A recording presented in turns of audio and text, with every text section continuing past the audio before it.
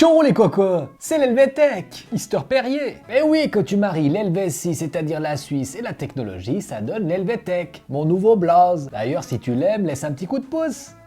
Et si tu es nouveau, abonne-toi pour rejoindre la Team Coco, et n'oublie pas la petite cloche pour ne louper aucune nouvelle vidéo. Et aujourd'hui, nom d'une pipe, je suis extrêmement content de vous présenter un produit suisse, développé en Suisse, mais en plus c'est un produit local parce qu'il a été créé juste à côté de chez moi, à Lausanne, la capitale du canton de Vaud. D'ailleurs, à tous ceux qui viennent de France ou d'ailleurs, dites-moi si vous connaissez Lausanne. Assez connu, peut-être que vous connaissez. N'hésitez pas à me le dire en commentaire. Donc à Lausanne, en 1981 ou 81 pour les Français, eh bien fut créé Logitech. Ah là, je vois que vous connaissez. Elle a donc été créée par trois potes, un fan d'informatique, qui voulaient créer des périphériques innovantes et ils en ont créé un sacré paquet, et même des innovations d'avant-garde pour l'industrie, notamment avec la souris infrarouge sans fil, ouais, avec la petite diode rouge dessus, tu te souviens? Et puis aussi le trackball actionné par le pouce, et puis plus dernièrement la souris laser, et bien plus encore. Mais moi, il y a deux périphériques que j'utilise tous les jours et dont je ne peux plus me passer.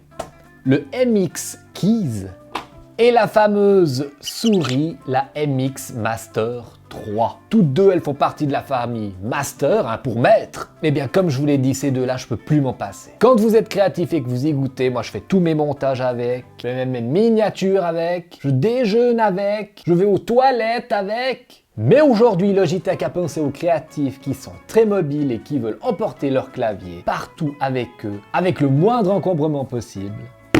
Voici le MX Keys Mini. Plus petit mais plus puissant, conçu pour les créatifs. Je vous le présente après le générique.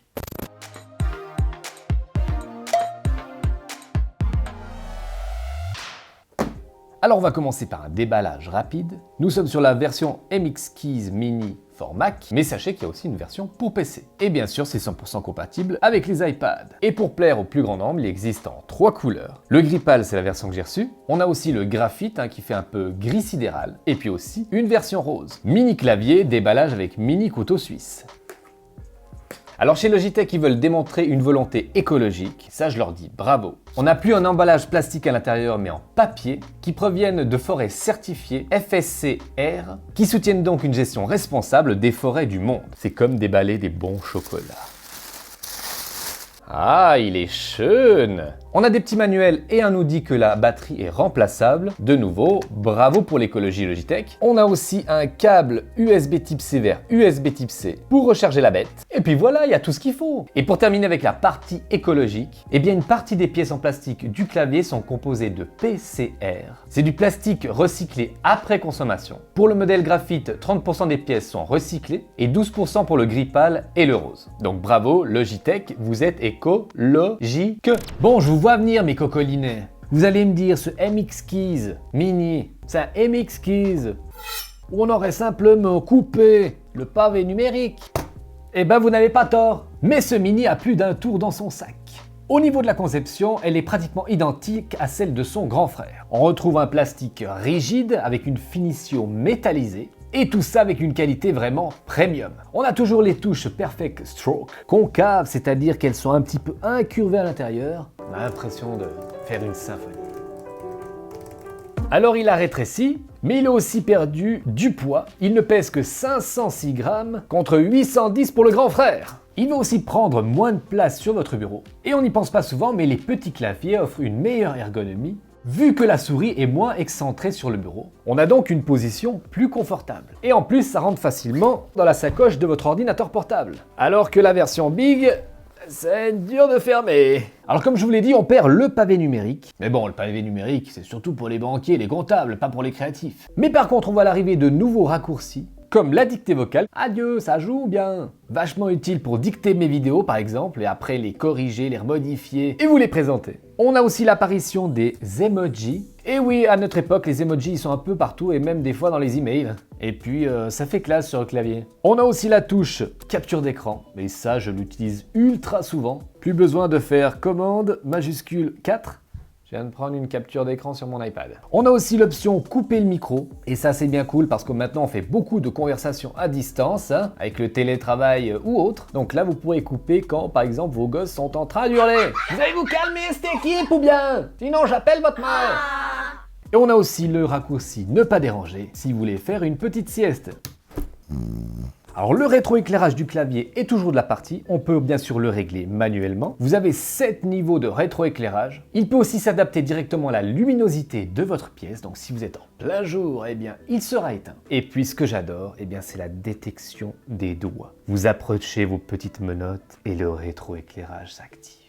Le clavier est bien sûr incliné mais pas réglable, mais l'inclinaison pour moi est parfaite. On a derrière plusieurs revêtements antidérapants. On a sur le dessus une entrée USB type C pour le recharger. Et puis le switch on-off avec une petite diode qui nous indique le niveau de batterie. Et en parlant de batterie, avec une charge complète, on peut atteindre jusqu'à 10 jours d'utilisation, ce qui est vraiment énorme. Moi je fais même plus que 10 jours. Et puis si on a le rétroéclairage éteint jusqu'à 5 mois avec une charge complète. Donc niveau batterie, malgré qu'il soit plus petit, il est toujours au top.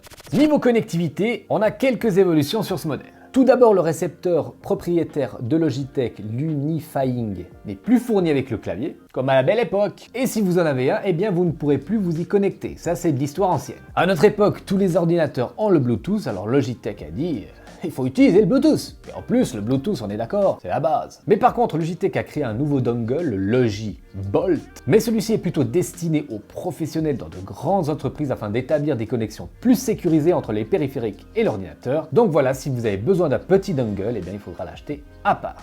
Alors avec ce clavier, eh bien on a toujours l'application Logitech Option qui permet eh bien de le configurer et qui a même déjà des profils préconfigurés pour les applications et donc le clavier va s'adapter d'une application à l'autre. Alors avant, quand je partais en déplacement et que je voulais emporter ma souris et mon clavier avec moi, je prenais les Magic de chez Apple. Alors le clavier est petit et léger mais pas très ergonomique, la souris est très limitée en options et en plus elle se recharge par le dessous, c'est vraiment pas très Logitech. Alors que maintenant j'emporte toujours avec moi le Mini et sa compagne idéale, la MX Anywhere 3. C'est vraiment une MX Master modèle réduit, elle a même la roulette magnétique et avec ces deux-là je peux pratiquement tout faire ce que je fais dans le studio, mais là en mobilité. Bon, voyons maintenant comment je les utilise dans mon setup.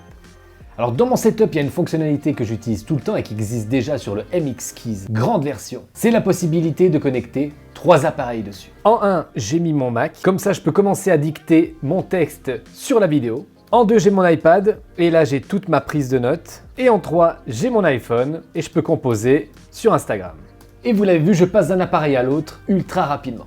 Pour conclure avec ce MX Keys Mini, eh bien vous l'avez vu, il a tout d'un grand. C'est vraiment la crème des claviers sans fil, avec une très bonne autonomie malgré son rétroéclairage et une qualité de finition impeccable. Si vous cherchez donc un clavier complet et compact et que vous pouvez vous passer du pavé numérique, il est fait pour vous. Il obtient donc l'hashtag top de chez top. Et bien sûr pour le commander lui et sa petite souris, il y aura les liens dans la description. Et bien voilà, c'est la fin, j'espère que la vidéo vous a plu. Comme d'habitude, pour soutenir la chaîne, n'hésitez pas à laisser un petit coup de pouce, à vous abonner et à activer la cloche de notification pour ne louper aucune nouvelle vidéo. Je vous dis à très bientôt pour un prochain vlog ou une prochaine vidéo, mais surtout faites très attention à vous.